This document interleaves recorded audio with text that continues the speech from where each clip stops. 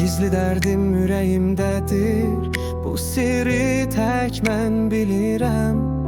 Ancaq əziyyət çəkənlər baxışlardan anlayar mən. Gecə gündüz kədərə boylanıram, axdı göz yaşlarım tək tənha. Silmirdi heç kim onları, sadəcə susar gecənin axarında. Sezidə yazılmış köynəkdədir məhəbbət,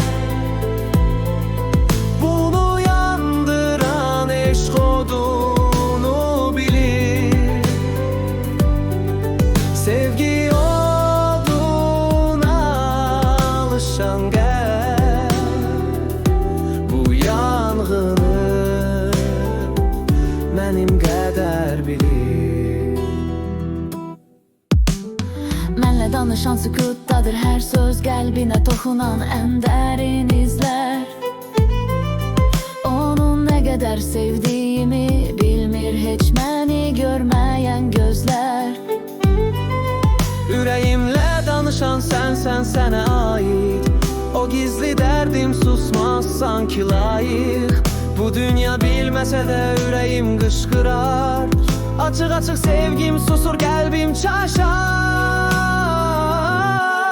Sezidə yazılmış köynəkdədir məhəbbət,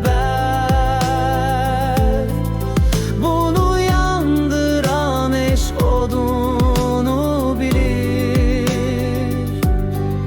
Sevgi oduna alışan qəlb bu yanğını mənim qədər bilir. Gizli dərdim ürəyimdədir, bunu ancaq mənim kimi əziyyət çəkənlər bilir. Gecə gündüz kədərli ağlayıram, bunu ancaq göz yaşlarımı silən bilir.